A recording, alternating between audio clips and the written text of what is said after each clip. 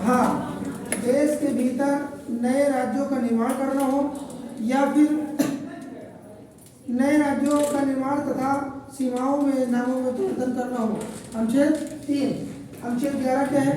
अनुच्छेद 11 में दिया गया कि संसद को यह अधिकार है कि नागरिकता से संबंधित समय समय पर सुधार करती रहे या फिर सुधार कर सकती है। ऐसा अनुच्छेद 11 तय कर सकती है। अनुच्छेद 14 में क्या है? समानता का अधिकार, जो विस्तारित चीज है लेकिन थोड़ा शॉर्टकट देते रहते हैं।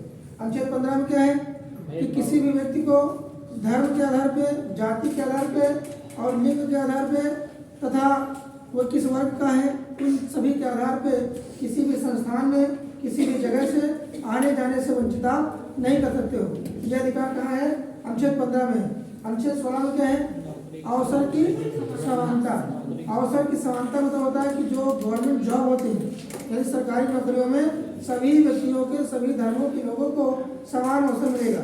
ठीक। अनुच्छेद 17 में क्या है? अस्पृश्यता का अंत दिया गया है। ठीक है, यानी छुआछूत का अंत दिया गया है कि पहले होता नहीं था कि आप इस जाति के हो, आप यहाँ नहीं जा सकते, मंदिरों में प्रवेश वर्जित था। ये सब चीज़ों का निषेध कहाँ किया गया है? अनुच्छेद 17 में। अनुच्छेद 21 में क्या है? प्राण एवं दैहिक स्वतंत्रता। प्राण एवं दैहिक स्वतंत्रता एक अनुच्छेद आता है अनुच्छेद 21 का, यानी कि शिक्षा का अधिकार। आपसे पूछा जाए कि मौलिक कर्तव्य में मतलब मौलिक अधिकार में आपको शिक्षा का अधिकार कहाँ मिलेगा? तो कहाँ मिलता है? 21 का मिलता है। एक अनुच्छेद 29। अनुच्छेद 29 को क्या है? अल्पसंख्यकों के हितों का संरक्षण दिया गया है। इसी तरीके से अनुच्छेद 52 भी दिया गया है। अनुच्छेद 52 में क्या है?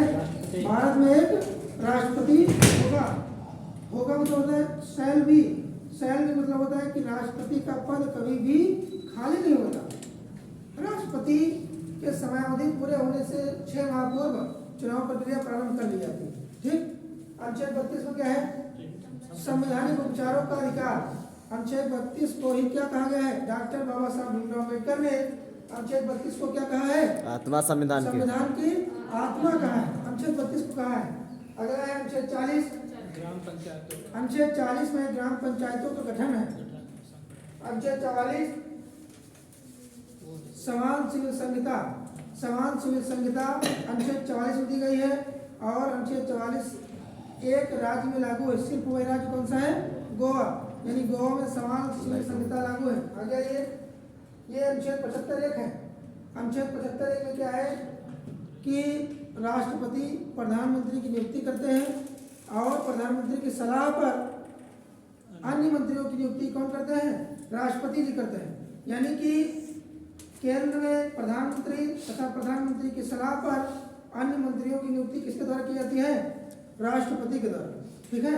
आगे अनुच्छेद 48 का पर्यावरण कृषि मतलब कृषि संबंधित सुधार इसमें दिए गए हैं। ठीक है, कृषि संबंधित सुधार दिए गए हैं। अनुच्छेद 72 में क्या है? अनुच्छेद 72 में राष्ट्रपति के द्वारा किसी भी व्यक्ति को पाई गई सजा को कम करना या फिर उसको समाप्त कर देना। यहाँ तक कि मृत्यु दंड भी अगर मिला हो किसी को तो उसको माफ करने का अधिकार किसके पास है? राष्ट्रपति जी के पास है। और राष्ट्रपति जी किस अनुच्छेद के तहत करते हैं?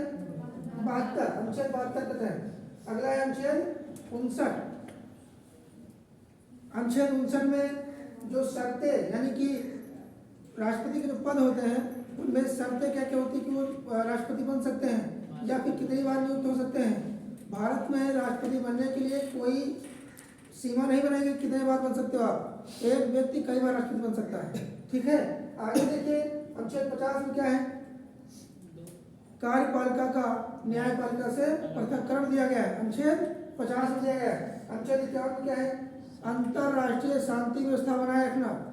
अनुच्छेद 51 में क्या है? अंतरराष्ट्रीय शांति व्यवस्था बनाए रखना। अनुच्छेद 61 में क्या है? राष्ट्रपति के ऊपर महाभियोग प्रक्रिया। और ये महाभियोग प्रक्रिया कहाँ से ली गई है? तो यूएसए के संविधान से ली गई। यानी कि राष्ट्रपति के ऊपर महाभियोग लगता है वो भारतीय संविधान में यूएसए से लिया गया है। उसके बाद में अनुच्छेद 63 दिया गया है। अनुच्छेद 63 में क्या है? भारत में एक उपराष्ट्रपति होगा, यानी उपराष्ट्रपति होगा किस अनुच्छेद बात की गई है? अनुच्छेद 63 बात की गई है। उसके बाद में 79 में क्या है? अनुच्छेद 79 में दिया गया है संसद के बारे में। संसद के बारे में 79 में बात की गई है। और अनुच्छेद 80 में बात की गई है राज्यसभा के बारे में।